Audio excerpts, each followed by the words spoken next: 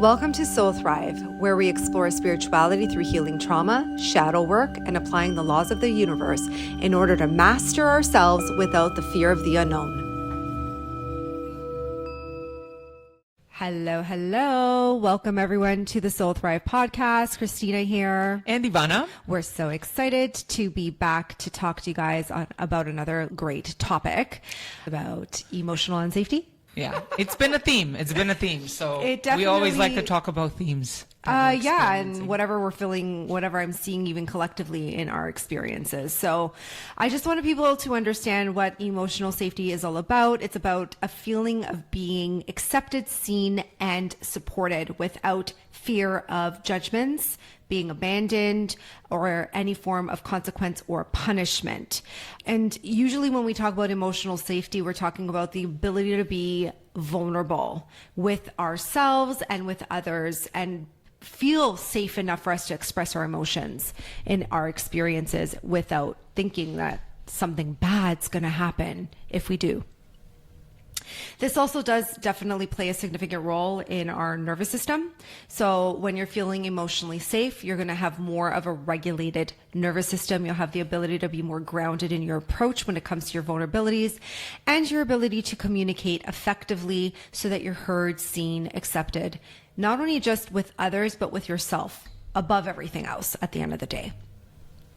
Right. And it comes obviously again from childhood. Everything dynamics. We talk about, yes, absolutely. One of the biggest reasons anyone may feel a lack of emotional support is because in their childhood, they were emotionally neglected. There was a lot of emotional neglect, or inconsistency in caregiving, or constant shaming, criticisms, and punishments. Those aspects are very huge when it comes to the emotional unsafety that's felt in someone. And then if you add, of course, abuse, a layer of the abuse, and then manipulation or gaslighting, those factors play a significant role in how someone is really feeling anxious and doesn't have the ability to kind of regulate themselves so that they have the opportunity to feel safe enough to communicate what their vulnerabilities are and to feel seen, heard, understood, and accepted. Oh, yeah. This one, here's something that I want you to think about when it comes to emotional, because you had a moment you're processing right now. I know. People-pleasing tendencies are, so when we're talking about emotional unsafety, we're going to go into a lot of coping mechanisms. And one of them actually has, this layer to people pleasing, this layer of constantly over-analyzing or playing scenarios in your head. Intrusive thoughts will kick in quite frequently, because if you are prepared for the inevitable, then there is this aspect of you giving yourself this false sense of safety, right? In your relationship dynamics. There's also a layer of fear that comes with communication, right? So like, how do I effectively communicate? Did I effectively communicate? What if I said this and this is now wrong? Is it going to be used against me? Right. How is it going to be manipulated, twisted? Which is so sad to kind of think about, because like I've been on the receiving end of that. I know what that feels like to kind of like have yourself communicate something really vulnerable and really authentic and or even just like, we actually did this earlier where we were just bouncing ideas off of one another, where I felt safe enough to come to you to express whatever my vulnerabilities were, my emotions. And you just sat and you posed questions and with a non-judgmental tone, and you gave me the space to kind of work through something.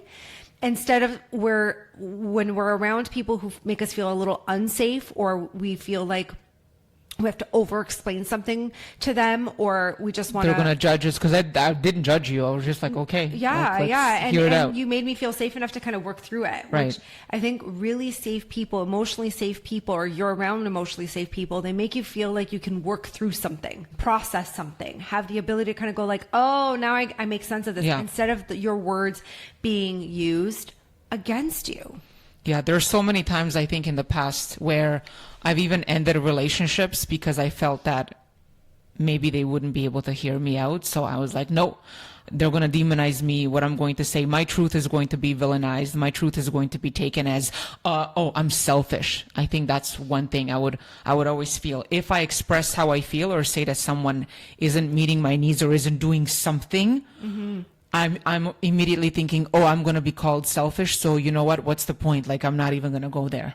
Yeah, that ties into a lot of limiting belief systems for sure at the same time, because when we're talking about emotional safety, our core wounds play a significant role with that too, because we will create internal dialogues that prevent us from actually going into the direction of our personal authority and our ability to kind of say, hey, I need to express this. I need to let you know. I need to set a boundary. I need you to recognize what my actual needs are. And unfortunately, when we didn't have consistent caregiving and we were emotionally neglected, then obviously it's going to be very difficult for you to even express those needs in a very healthy way. And so when you start to feel the pressure in a relationship dynamic with whomever that may look friends, like, whatever whoever it is, whomever that is, there's going to be a response. Your nervous system is going to freeze. You're going to have a fawn type of response, and you're not going to be able to say to yourself, okay, I feel safe enough to kind of within myself and within this person and this relationship for me to actually say what I want to say and also get a need met. And so then what we Which always falls into manipulation. Because if we don't know how to get our needs met, we manipulate. Right. And that's the dark, the shadow side of all of this too. Well, then you go into people pleasing as a manipulation tactic to like keep the peace, to like keep yourself quote unquote safe, or to like this just sweep it under the rug and just act like nothing is actually bothering you. But then you're building resentment on the inside towards the person, and you're not even telling them what's wrong. Oh yes, and that's so true. That's like the worst. It's like, well, they can't read my mind. I can't read. I've been in both scenarios, and it's like, well, I can't read your mind, or you can't read mine. So why are we not just communicating? Like, I find that because we both feel unsafe with one another. That's what it comes down to at the end of the day. There is this layer of feeling unsafe. Like we don't take time, and we're going to be teaching this in the next 8 weeks in the workshop that I'm hosting about safety and how it's so tied into intuition, and it's so tied into our core wounds, and it's so tied into regulating our nervous system.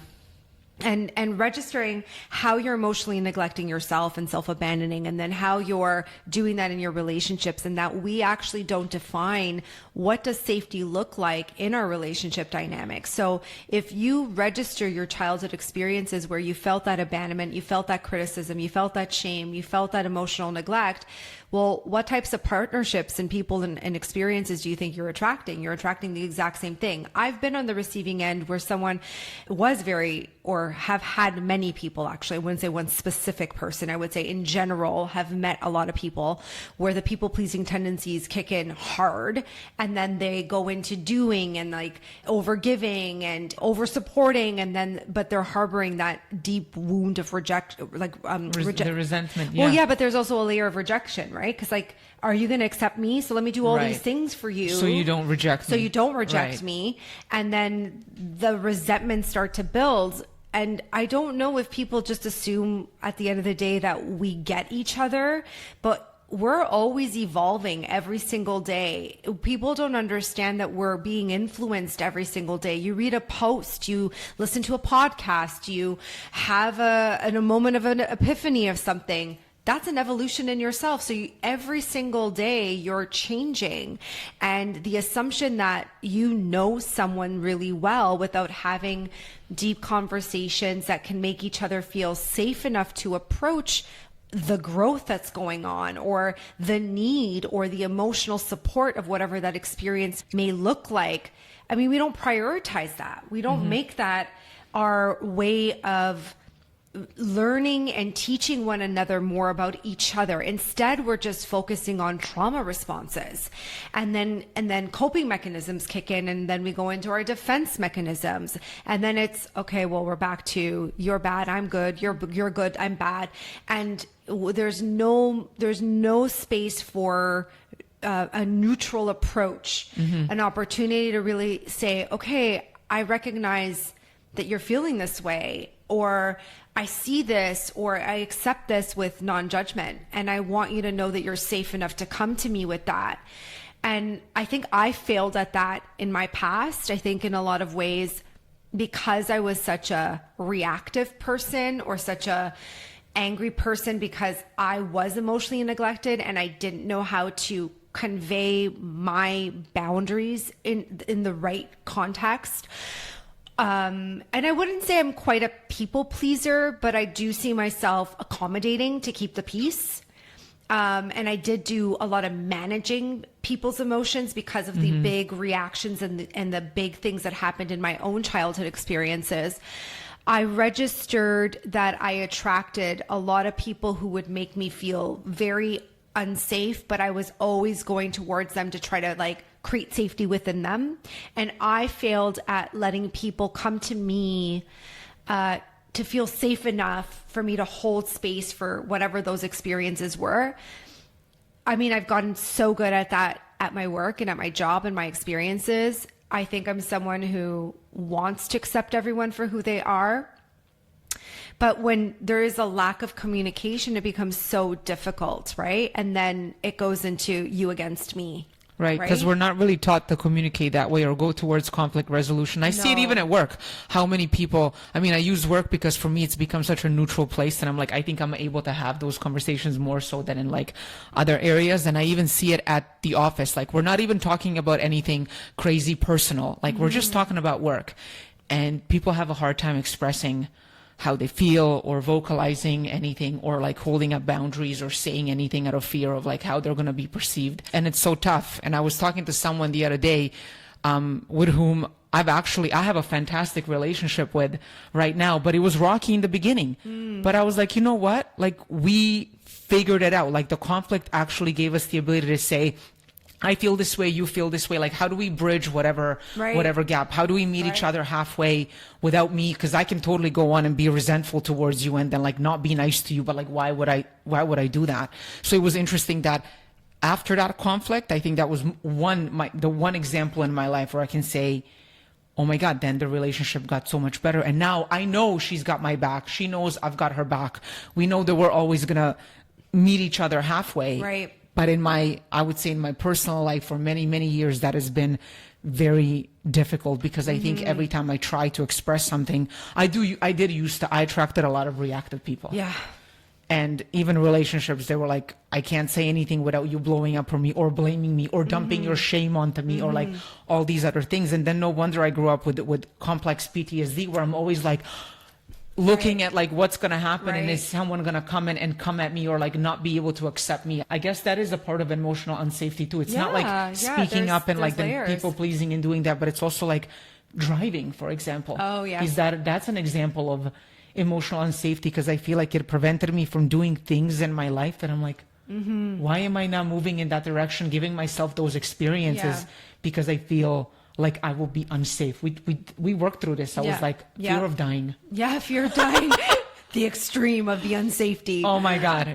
Yeah. I mean, I think that makes complete sense as to why you would be feeling and operating the way you have for quite some time. But I really do think even collectively right now, we're all moving towards trying to at least understand some form of safety. And if you're not, I really want you to examine that in your life and in your experiences right now, because, you know, we need to learn how to navigate through our relationships, and we need to stop assuming that everyone's a threat, and we need to figure out how we can conflict resolve, and we need to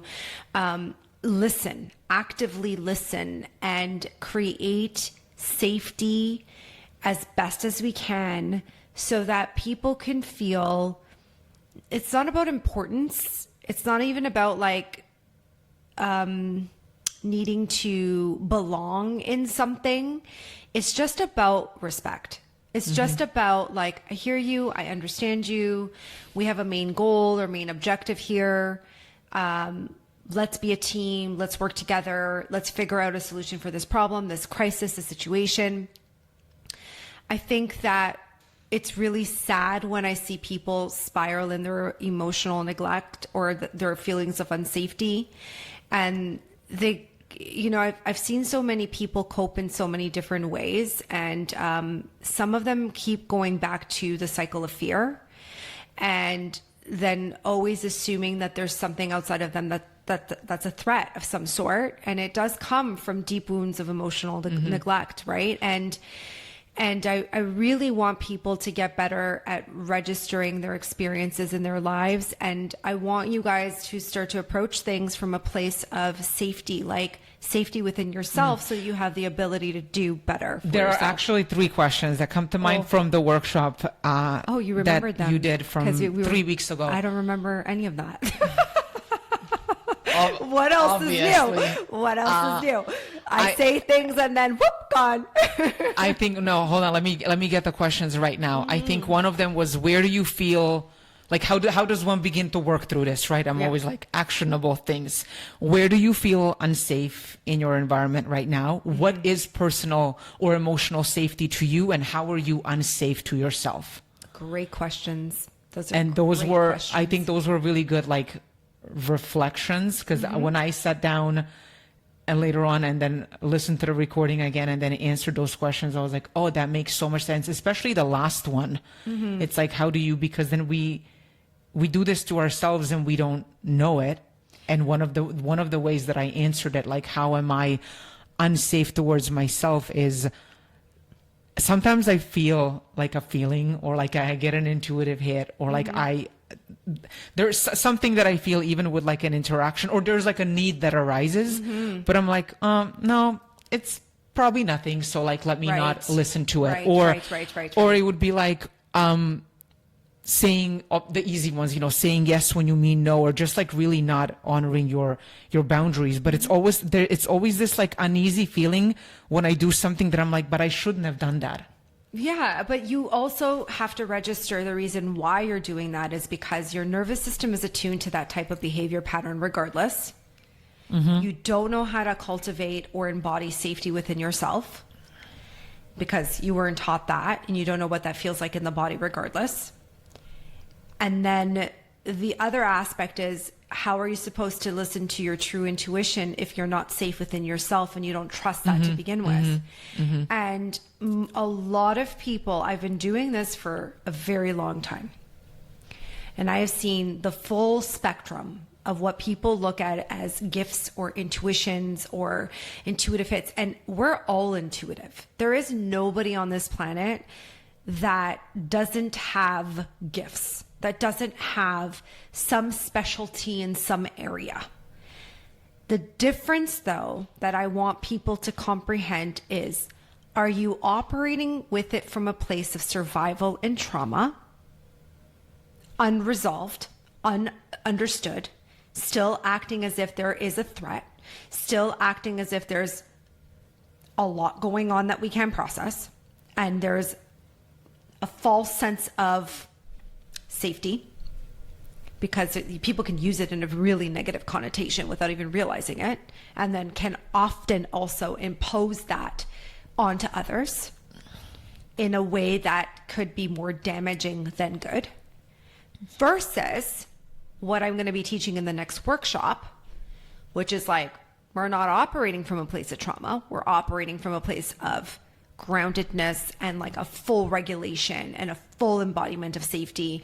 And like, what would that look like if you could fully trust in that? And like, this is super important, because I couldn't be doing the work that I'm doing, and you couldn't be going into the direction of the things that you're going into if you didn't feel safe enough to do that. Since doing the work, I think the one big thing is like, I trust myself more, and I can listen to that intuition and know when it is the intuition versus the right? Even just an example today, what a stark difference. And now I get the difference between the two, because you often get that question. How do you decipher between like your mind and like the voice? Like the driving thing has been a thing, whatever. And I remember I took the keys and I was about to come after you called me. And then it was like, oh, maybe like you shouldn't do it today. Like all this stuff, like maybe it's too long of a drive and like all this, And then I'm like, okay, no, I'm not going to listen to that. And then I get in the car and I sit in the car and I'm relaxed. Yeah. Yeah. And then I'm on the road and I'm relaxed and I'm like open and like all this. So I'm like, okay, but that's the difference. It's almost like there's like a physical cue. I'm emotionally calm. I'm like, I'm good. Like, what the fuck am I? Well, yeah, but that's the people, most people don't register. That comes from that false sense of, like, so you're showing or giving the example of what it feels like to be regulated in that experience and calm enough to register, like, I'm good. Most people don't, because they're emotionally neglecting their feelings, they're self-abandoning, they're looking for external validation, and then they're operating with the idea that they have these gifts, but it's really just coming from trauma. And they're not actually doing all the trauma work. That's the other thing too. Like, I will, until the day I die, emphasize the importance of doing trauma work and consistently doing trauma work. And I don't mean 1 foot in, 1 foot out, half this, half that. I mean fully immersed in the experience of you getting to know yourself from an evolved version of who you are, and really putting a huge emphasis in the importance of registering the difference between that spiraling that's going on in my head, that's taking control, that's creating a narrative, that's going into pattern recognition. That's the other aspect too, because we're so good at registering patterns. I mean, they taught us that when we were kids. Guys, come on, think about that. Look at your patterns, pay attention to the consistency of what these things are. You know, we were programmed from a very young age, and this is just what we do to survive. We're here to learn. At the end of the day, this is something that you did once. Will you do it again? Was it good? What was the outcome? Was it good or was it bad? What did you recognize from that pattern? Right? But most people are just neglect it, don't listen to their intuition, assume it's a completely different experience, and then they go right back into the repeating the exact same pattern. Because could emotional safety, if you haven't processed your trauma, your emotional safety could come from unhealthy experiences. Of course it's because all you know. That's all I think that's maybe another aspect if you can talk, because I feel like that's an important piece as well. And we've worked on that with myself. Like, I would go towards experiences that are chaotic because I was attuned to chaos, not because it's, and I would what's your comfort? Exactly. That's exactly your comfort. If you're putting yourself in constant situations that are mirroring back what your nervous system is used to, what your subconscious parts are used to, that feels comfortable. You're going to recognize that pattern. You don't know anything else different until you are willing to examine that. And most people don't do that until it gets really bad. And then they're like, I don't know what to do with this anymore. I like stuck. Or like, I feel like this just keeps happening to me, which goes into the victim mentality, which goes into those other aspects of things, right? But if you're tuning in to emotional safety, it's not going to feel good to go towards chaos, right? It's just not. You're going to be like, oh, that makes me feel very uncomfortable. I recently just had like one of those, oh, wait, hold on a second moments, you know, when it comes to like my friendships and my relationships. And I was like, oh my God, I didn't realize how many of them made me feel really unsafe, Like, and I just, because I'm so used to that type of energy, because my mom, cool. Right. It is what it is, right? It's normal. You get used to it because there's no resolve, right? Like if you know your mom or your dad a specific way, or your environment was a specific way in your childhood, and whatever that else looked like, you don't know any different. So why would you respond any differently? But when that bad pattern showed up again, because it happened to me, I don't know, 6 or 7 times since I was like 8 years old. I went, oh, wait a second. I really need to examine this pattern right now. That wasn't my intuition. That was just pattern recognition in that moment. Yeah. My intuition was trying to guide me towards something different. Yeah. Right? So we need to know the difference, but you won't know the difference until you feel emotionally safe to do that. And being an emotionally safe person is really important. And that's also caregiving and caretaking and understanding people. We're not saying there's a difference between someone being in a trauma response and thinking that they got to save people and they got to take on other people's stuff. And now all of a sudden, that's so unsafe. Think about it. You're taking somebody else's problems on top of your own. But do you know that most people make people's problems their problems? When they're feeling emotionally unsafe, they're going to make people's problems their problems. No matter why, what. to forget about their own, or because it's a dynamic they're just used to? If they could save you, then they'll be safe. Then there is a safety within themselves, and a validation that they're a good person. Okay. And that they're seen. They're seen for their goodness, right? They're seen for, and then it makes them feel accepted. And so I've had many people do this with me, and I've done it with others as well. And I was like, this is unsafe. This is not okay. I've actually even vocalized, and this, I do this a lot. I'm like, don't make my problem your problem. I'm vocalizing my problem right now. I'm making you aware that I'm feeling the things that I'm feeling, but I cannot make this your problem. You have your own problems, your own things. But thank you so much for holding space in this moment for me to have this conversation with you, or for you to even just check in and just be like, you good? Like, are you doing well? Like, do you need any support, or do you need to talk or walk through something? But you're not like obsessing over thinking about that other person to the detriment of your own being, right? Like, that's not healthy. That is not healthy. And that doesn't mean we're emotionally caregiving for others. And then what happens is those types of people, they take on, and then they take on, and they take on, and they take on. And then eventually they go, well, I'm not getting anything, and none of my needs met. I'm getting no fucking acceptance. I'm getting no validation. I'm not getting anything good here. And what do? They shut down. They cut it off. And then they go into punishment. They go into, now I have to act like there's a threat, and now I have to act like there's some form of consequence. Now I have to put up this false sense of a boundary of some sort, and it could come off really mean. And that's also very unnecessary, because really you're just creating the own dynamic within yourself anyways. Nobody is doing it to you. You're doing it to yourself. And that actually is worse, because then if there were safe people around you, now you just fucking made them feel very unsafe around you. You made them feel like there's something unhinged here. There's an emotional unhinged type of energy over here, and that doesn't feel good. That will turn them right off. Like, and I've recognized that more so in the last, I would say, year for myself, because I was like caretaking all the time. Like, I recognize their trauma. I recognize the situation that's going on. I recognize this. And I was like, Chris, you cannot make this your problem anymore. You can't, unless you're showing up to an appointment or in Soul Thrive, or like, my friends know where they stand, and they know where the safety is. They know that they can come to me in a non-judgmental space, and I'm going to sit with them, and I'm going to work through whatever I can work through.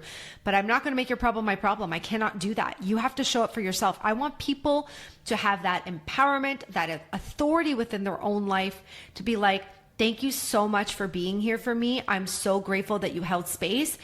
And I'm so grateful that I had enough time to work through that problem. And now I'm going to go and now I'm going to go do what I have this. to do, right? And I'm like, woo, cheering you on with that, because that is huge. And that's what emotional safety looks like. It doesn't look like now all of a sudden I stop my whole entire world and now I have to fixate on you. And that was something that was done to me quite frequently with people, and I just didn't know what to do with that. But it made me feel like, are you taking care of me? Like, is this what it's supposed to look like? Because this is making me feel very uncomfortable right now. It's making me feel more obligation. And that is emotional unsafety for me, 110%. Right. Because, I'm doing this for you, now you're obligated to do something for me. It's like, I don't know what to do with those feelings, right? And so that's why I've always been like, no, I got to do what, whatever. But then don't come at me and tell me like, I'm never going to leave you. I'm never going to abandon you. I'm never going to do this. I'm never going to do that. And then all of a sudden, because you're harboring resentments and you're feeling your people pleasing isn't getting that validation. Now all of a sudden, now I'm the bad guy. There's a stopping of something. There's a punishment of some sort. That's unsafe. And I don't want to be around people like that. I feel like any of those extreme statements lately make me also kind of cringe. It's kind of like love bombing as well. Like when you think about it. Yes. Like whenever somebody goes into the extreme of things, it's like, we just met. You can't tell me that like you will never leave me. You don't know that. 100%. But also the fact that you're saying it, that's a red flag. That too. Yeah. I've had a lot of people throughout my career or throughout my life be like, oh my God, you're so amazing. Like, you're so amazing. Yeah. So this, excessive so compliments too. I'm like, you know what? Like, I would just get this uncomfortable feeling of like, what do you want from me? Right. Like, what is it that it's you so want unsafe. from me? Yeah. what is it that you're looking for here? And trust me when I say that that energy feels like you're being like a hostage. Yeah. Like you're being held hostage. So The light just went out. Yeah, it's true. Right? It felt like a hostage situation for me. It didn't feel open and flexible, and the opportunity for me to just like be me and you be you. Now you want something from me, and that would make me feel very unsafe too. But then also, like, again, it's my job to feel safe within myself to execute the right boundaries, right? And to recognize it and then be like, oh, we're good. Yeah. Anyways, thank you so much Thank for you. tuning in. Oh my God, today. Have a good one. Bye.